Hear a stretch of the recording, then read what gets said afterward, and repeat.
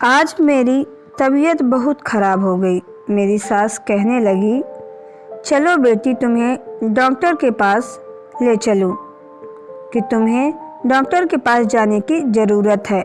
माँ के कहने पर मैं डॉक्टर के पास जाने के लिए तैयार हो गई।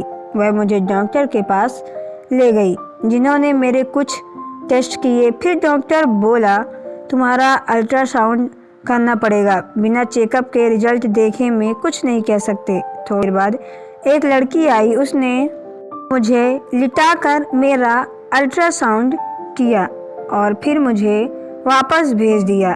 जब तक मेरी सास डॉक्टर के पास बैठी रही। डॉक्टर शीतल तो बहुत खुश लग रही थी, मगर फिर उन्होंने मुझे बाहर जाने को कह दिया। कहने लगी, तुम्हारी पर्ची बना रही हूँ, तुम बाहर जाकर बैठो। मेरी सास अंदर ही रह गई। शायद वह बड़ी थी, इसलिए उन्होंने उन्हें बाहर ना भेजा। काफ़ी देर इंतज़ार करती रही। फिर मेरी सास ने मुझे अंदर बुलाया। मैं अंदर गई तो डॉक्टर का चेहरा उतरा हुआ था। मिस माया, क्या आपको बचपन में कोई चोट लगी थी क्या? नहीं डॉक्टर, ऐसा क्यों कह रही हैं आप? इसलिए कि आपके लिए एक बुरी खबर है। क्या? मैंने परेशान हालत में पूछा। वह यह है कि आप कभी मां नहीं बन सकती, आप बच्चे पैदा नहीं कर सकती। यह एक पैदाइशी नुक्स है जिसके बारे में आपको विस्तार से नहीं बता सकती। बस इतना कहूँगी कि आप में बच्चा पैदा करने का सिस्टम मौजूद ही नहीं है। डॉक्टर की बात सुनकर मेरे तो अंदर जैसे कुछ मौजूद ही नहीं था। ऐसा लग रहा था जैसे मैं बेजान हो गई हूँ। मैंने सोचा नहीं था कि ज़िंदगी इतना बड़ा धोखा देकर मेरे सामने खड़ी होगी। मैं वहीं पर बैठकर रोने लगी। मेरी आंखों से टप टप आंसू बहने लगे। मैंने विक्रांत से मोहब्बत की शादी की, लेकिन अब वह बस अपनी माँ के सुनते हैं। वह कहती हैं कि मेरी माँ जो कहें उनकी हर बात मानना। अब मुझे लग रहा था कि उस घर में मेरी कोई जगह नहीं बची। जब औलाद ही पैदा नहीं कर सकती तो फिर मेरी जैसी औरत का विक्रांत की ज़िंदगी में क्या काम है? उनकी माँ को बच्चों से मोहब्बत थी। मैं वहीं बैठकर रोने लगी। दिल चाह रहा था कि ज़मीन फट जाए और मैं इसमें समा जाऊं। यह आँख हमेशा के लिए बंद हो जाए। रो रो कर मेरा दिल हल्का हुआ तो सास ने तसल्ली दी, बेटी फिक्र क्यों करती हो, मैं तुम्हारे पति को कुछ नहीं बताऊंगी। सास के इस रवैये पर हैरान रह गई। वह बहुत बुरी औरत, मगर आज उनका रवैया कुछ अलग था। फिर कुछ समय बाद बोली, अगर तुम कहो तो मैं तुम्हें एक बाबा के पास ले जाऊं। जानती हो, बाबा जी के पास जितनी भी बांझ औरतें आती हैं उनके साथ भी कुछ न कुछ ऐसा ही होता है। कोई बच्चा पैदा नहीं कर सकती या फिर बच्चे मरे हुए पैदा होते हैं। उनकी दवाई से सब ठीक हो जाता है। वह सिर्फ 7 गोलियां देते हैं बेटी, और उसके बाद मानो तुम्हारे घर में खुशखबरी पक्की। डॉक्टर लोग तो झूठ बोलते हैं, उनको तो बस पैसा कमाना है। इस डॉक्टर का ख्याल था कि तुम्हारा महंगा इलाज कराऊंगी, तभी ये ऐसी बातें कर रहे थे। मगर तू फिक्र न कर, मैं तुझे बाबा के पास ले जाऊंगी। देखना, तू गोली खाकर एक नन्ही सी कोई बच्चा पैदा करेगी। सास की बात सुनकर मैं खुशी से खिल उठी। उन्होंने बताया कि पायल को भी उन्हीं के पास ले गई थी। उनके बाबा की 7 गोलियां खाने के बाद वह उसी महीने गर्भवती हो गई थी। मेरे दिल में उम्मीद का किरण जाग उठी। माँ जी ने कहा, शाम को चलेंगे बाबा के पास। मैंने कहा, ठीक है माँ जी। मैं बेचैनी से शाम का इंतजार कर रही थी। शाम हुई तो माँ जी ने मुझे एक चादर ओढ़ने को कहा।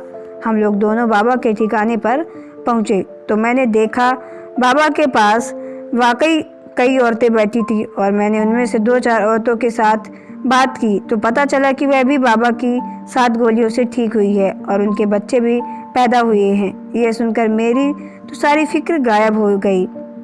जब इतनी औरतों का इलाज हो चुका है तो मेरी तो शादी को अभी 2 ही महीने हुए हैं। खैर, मैं बाबा के पास गई तो उन्होंने मुझे इशारे से नीचे बैठने को कहा। फिर मेरे सर पर हाथ रख कर मुझे पढ़ने लगे और 7 गोलियां मुझे देकर, बेटी ये गोलियां पाबंदी से खा लेना, इनमें से एक भी छूटने ना पाए, और हाँ, साथ में जो मंत्र मैं तुम्हें बता रहा हूँ वह जरूर पढ़ना। उन्होंने गोलियां मुझे थमाते हुए कहा, मगर मेरे हाथ से गोलियां वाला थापड़ मेरी सास ने ले लिया। कहने लगी, मैं संभाल कर रखूंगी। ये बहुत अहम चीज़ है, इसे मैं खुद रखूँगी।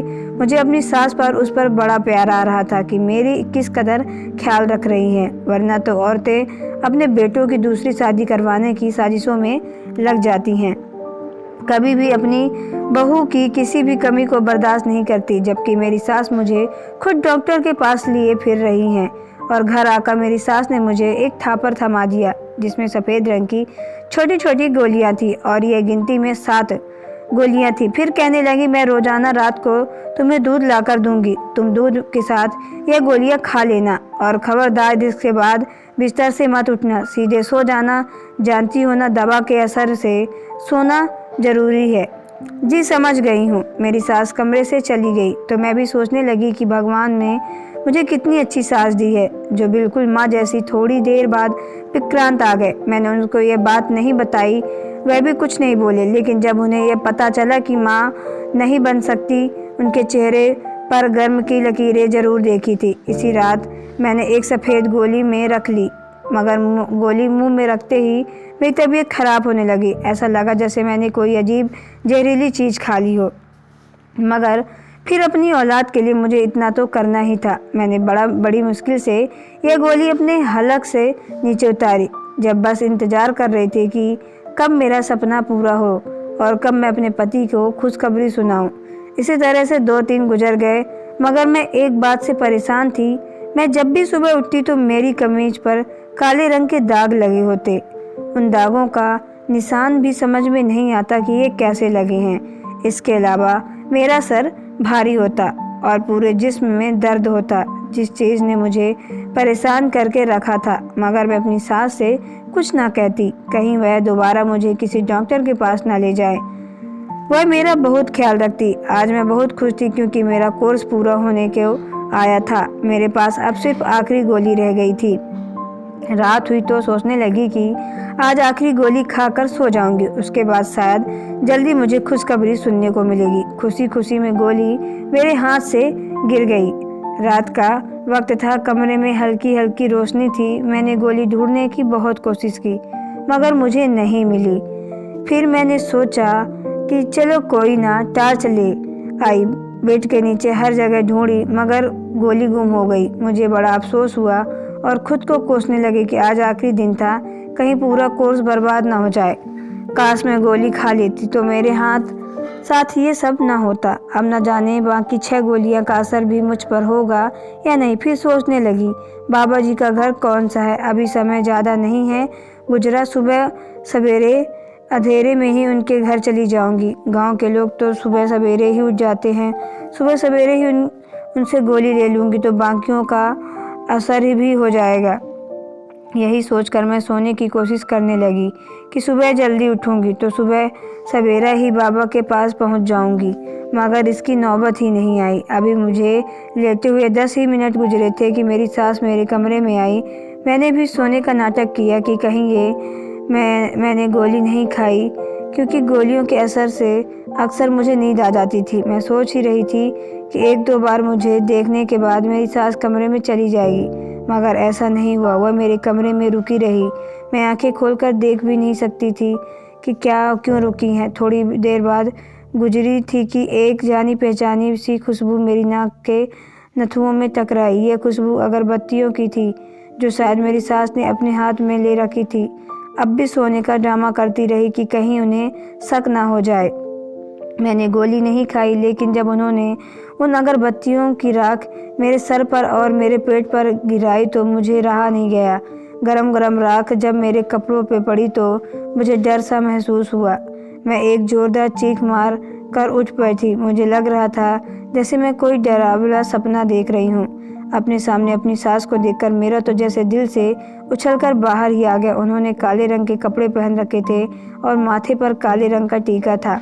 वह बहुत ही ज़्यादा डरावनी लग रही थी। लगता था कि वह कोई जादूगरनी है। मुझे उठाकर पाकर चीखते चिल्लाता देखकर घबरा कर बोली, खामोश होकर लेट जाओ, अभी मुझसे सवाल जवाब मत करना। उन्होंने मुझे डांटते हुए कहा कि मैं लेट जाऊं, मगर मैं यूं ही कैसे लेट जाती। मुझे अजीब सा महसूस हो रहा था। उनके इस काम से मुझे उलझन हो रही थी। कमरे में फैली इस बदबू से मेरा दम घुट रहा था। उसमें पहले कि मैं ज़्यादा चीखती चिल्लाती मेरी सास ने मेरे मुंह पर हाथ रखा और मुझे घसीटते हुए पीछे वाले कमरे में ले गई। यह कमरा घर का पीछे की तरफ बना हुआ जिसमें कोई आता जाता नहीं था। उस कमरे में बहुत ही अंधेरा था। अंधेरे को देखकर वैसे भी डर जाती थी। उन्होंने मुझे यहाँ बंद कर दिया। मेरे मुंह में कपड़ा ठूस कर बाहर से ताला लगाकर चली गई। यह देखकर मेरा बुरा हाल हो गया। मेरी आंखों से आंसू बहने लगे। मैं सोचने लगी मुझे यहाँ क्यों बंद कर दिया है। रोते चीखते चिल्लाती रही मगर किसी ने मेरी आवाज़ न सुनी। मैं तो जानती थी कि यहाँ मेरी आवाज़ सुनने वाला कोई नहीं है क्योंकि यह कमरा घर के पीछे की तरफ था। मैं अपने पति को कोसने लगी जिसने मेरा ख्याल नहीं किया, मुझे पूछने तक नहीं आया। मैं उसका इंतज़ार दिन भर करती रही मगर उसने मुझे पलट कर नहीं देख रहा, जैसे वह अपनी माँ को साथ शामिल किया हो और जैसे यह मेरी कोई परवाह ही नहीं करते। इंतज़ार भी। शाम के 4 बजे विक्रांत ने अपनी शक्ल दिखाई। कहने लगा तुम यहाँ पर, मैं जानता हूँ मगर तुम्हें सब्र से काम लेना होगा। इसके पीछे छुपा राज तुम नहीं समझ सकती। मैं उसे देखते ही उस पर चिल्लाने लगी, ये कौन सा राज है? तुम पागल तो नहीं हो गए हो? तुम्हारी माँ ने अजीबोगरीब काम करने के बाद मुझे यहाँ बंद कर दिया ताकि तुम जानते हो मैं तुम्हारे बच्चे की माँ बनने वाली थी। मैं जानता हूँ, तुम्हारी डॉक्टरी रिपोर्ट देख चुका हूँ। तुम्हारे माँ बनने का मुझे तो उसी दिन का पता चल गया था जब तुम डॉक्टर के पास गई थी। अच्छा वाकई, तो फिर तुमने मुझे बताया क्यों नहीं? तुम्हारी माँ ने मुझसे ये बातें क्यों छुपाई और मुझे बाजपन की गोलियां क्यों दी? बताता हूँ, सब बताता हूँ। विक्रांत ने हाथ के इशारे से बैठने को कहा। मजबूरन मैं बैठ गई। इसके सिवा और कोई चारा नहीं था। मैं उनकी बात सुनकर लूँ। मेरा दिल जोर जोर से धड़क रहा था। मुझे बहुत डर लग रहा था। मैं उसके पाँव में पड़ गई। ऊपर वाले के लिए विक्रांत, पहले मुझे यहाँ से निकालो, इसके बाद तुम जो मर्जी कर लेना। यहाँ मेरा दम घुटता है। घबराओ मत, मैं तुम्हारे साथ हूँ। विक्रांत ने मुझे तसल्ली दी। अब मेरी बात ध्यान से सुनो। विक्रांत ने मुझे समझाया। राजदार अंदाज ने बताया, मेरी माँ को तुम नहीं जानती हो, वह बहुत अच्छी औरत है। बहुत सी औरतों माँ से इलाज करवाने आती हैं और वह सभी का मुफ्त इलाज करती है। शायद तुम इस बात को नहीं जानती क्योंकि माँ ने आजकल ये काम ज़रा कम किया हुआ है, मगर मैं माँ को अच्छी तरह से जानता हूँ। वह लोगों की मदद करती हैं, खासकर बाज औरतों को। वह चाहती हैं कि कोई भी औरत उनके दरवाजे से खाली ना जाए। जैसे वह बाबा है ना, वैसे ही बनना चाहती हैं और उसके लिए उनको एक मंत्र का उच्चारण करने की ज़रूरत है। उन्होंने जब मेरी शादी तुमसे करवाई तो मुझसे वादा लिया था कि जब मैं अपनी मर्ज़ी से शादी तो कर रहा हूँ मगर शादी के बाद उन्हें तुम्हें पर इस काम करने की इजाज़त दूँ। बस इसी वजह से मैं तुमसे बात नहीं कर सकता क्योंकि उन्होंने मेरी बात मानी थी। तुमसे मुझे मिलाकर मेरे दिल की आरज़ू पूरी की, मगर अब मुझे भी उनकी बात माननी है ना। वह अगर ये मंत्र का उच्चारण कर रही हैं तो उन्हें करने दो। इससे शायद तुम्हारे बच्चों को भी कोई नुकसान पहुँचे, मगर मैं जानता हूँ कि माँ जी की नीयत बुरी नहीं है। वह बाकी औरतों की मदद करना चाहती हैं। अपने पति की यह राम कहानी सुनकर मैं चिल्ला उठी, तुम पागल तो नहीं हो गए हो विक्रांत? मर्द बनो, तुम्हारी अक्ल को क्या हो गया है? क्या तुम्हें ईश्वर से डर नहीं लगता? इन बेजुफिले अंधविश्वास की ज़रूरत क्या है? हरगिज़ नहीं। तुम्हारी माँ सरासर गलत कर रही हैं। उनको ये तक नहीं पता कि एक औरत के साथ झूठ बोलकर उन्होंने कितना बुरा पाप किया है। अरे वह क्या लोगों की मदद करेंगी? यह तो अपनी बेटे की नस्ल ख़त्म करने पर तुली हुई है। अगर मैं बाज नहीं थी तो मुझे खतरनाक गोली खिलाने की क्या ज़रूरत थी? और तुम कैसे बाप हो? तुम्हें अपनी औलाद की फ़िक्र नहीं? क्या यह बच्चा चला जाए तो तुम्हें कोई दुख नहीं होगा? विक्रांत ने इम्तिनान से कहा, मुझे दुख नहीं होगा। जिस ईश्वर ने एक दिया है तो वही ईश्वर और भी देगा। और सब्र करो। वैसे भी तुम्हारा तो अभी पहला महीना है। कौन सा यह बच्चा इस दुनिया में आ गया है? विक्रांत, मैं कोई बात नहीं जानती। बच्चा दुनिया में नहीं आया तो उसका यह मतलब नहीं तुम उसे अपने हाथों से कत्ल कर दो। कम से कम तुम्हें यह बात समझनी चाहिए कि तुम्हारी माँ जो कर रही है वह सरासर गलत है। मैं अपने बच्चों को किसी भी हाथ में नहीं जाने दूंगी। तुम्हें जो करना है कर लो। तुम्हारी माँ के हाथों बलि का बकरा नहीं बनूंगी। मैंने गुस्से से कहा। विक्रांत ने मुझे वहीं बंद किया और वह भी चला गया। बेवफा की इस हरकत पर मैं तो हैरान रह गई। सोचा नहीं था कि वह इस कदर सख्तदिल हो जाएगा। 2-3 घंटे बाद दोबारा आया तो फिर मुझे वही बात समझाने लगा। बोला, माँ जी को मंत्रों का उच्चारण करने दो, वह लोगों की भलाई के लिए कर रही हैं। उसके बाद तुम जो चाहो करो, मैं तुम्हारी हर बात मानूंगा, लेकिन भगवान के लिए मुझे माँ के सामने शर्मिंदा मत करो। विक्रांत ने मेरे आगे हाथ जोड़ दिए। मगर रात की मोहब्बत औरतों के लिए सबसे बढ़कर होती है। मैं नहीं विक्रांत, तुम जो मर्जी करो, मैं औलाद का गला नहीं घोट सकती। अपनी माँ से कह दो कि जब तक मैं जिंदा हूँ उसे यह अपने ऊपर मंत्र पढ़ने दूंगी। मैं गुस्से से दहाड़ कर बोली। विक्रांत पत्थर बना मुझे देखने लगा, जैसे उसे यकीन ना आ रहा था हो कि मैं अपनी औलाद से कितनी मोहब्बत करती हूँ। और उसके चेहरे पर पछतावे के भाव थे, जिससे साफ जाहिर होता था कि वह शर्मिंदा है, मगर अपनी माँ से भी मजबूर है। वह इसी वक्त अपने कमरे में उठा और बाहर चला गया। मुझे सास की चीखने की आवाज़ आई। फिर वह भागा हुआ मेरे कमरे की तरफ आया। जाओ, निकल जाओ, इस घर में जितनी दूर जा सकती हो चली जाओ, वरना तुम्हारी जान ले लेंगी मेरी माँ। फिर विक्रांत ने मुझे अपने एक दोस्त के घर का पता दिया और मुझे रोड तक छोड़ने भी आया। बोला, कुछ दिनों यहाँ रहो, मैं तुम्हें यहाँ से लेने आऊँगा। माँ पर जुनून सवार हो चुका है कि वह तुम्हें नहीं बख्शेंगे। विक्रांत की बात सही थी। सुबह के वक्त मैं अपना थोड़ा सा सामान लेकर अपनी सास से घर चली गई। मैं दिल ही दिल से दुआ कर रही थी कि जहाँ जा रही हूँ उन लोगों का रवैया मेरे साथ अच्छा रहे। वहाँ पहुँची तो दीपक और उसकी पत्नी ने मेरा अच्छे से वेलकम किया। शायद मेरे पति ने उन्हें पहले ही बता दिया था कि मैं आ रही हूँ उन लोगों के घर। मुझे किसी किस्म की कोई तकलीफ नहीं हुई। मैं आराम से 6 महीने वहाँ रही। इस दौरान विक्रांत ने मेरी खबर ना ली। मेरी उम्मीद टूटने लगी थी। लगता था कि जैसे वह भी पलट कर नहीं आएगा। मगर फिर एक दिन दीपक की पत्नी आरती ने मुझे खबर दी कि मेरा पति मुझे लेने आ रहा है। खुशी से मैं फूली ना समा रही थी। मेरा आखिरी महीना चल रहा था। दिनों औरतों को पति की ज़रूरत होती है। वह मुझे अपने सुख दुख सब कहती, अपनी तकलीफ का साथी बनाती हैं। आज तो उनके चेहरे पर परेशानी थी। परसों के बीमार लग रहे थे। आते ही मेरे आगे हाथ जोड़ते हुए, मुझे माफ़ कर दो, हमेशा के लिए मेरी माँ को भी माफ़ कर दो। विक्रांत रोने लगे थे। आज क्या हुआ था पता नहीं।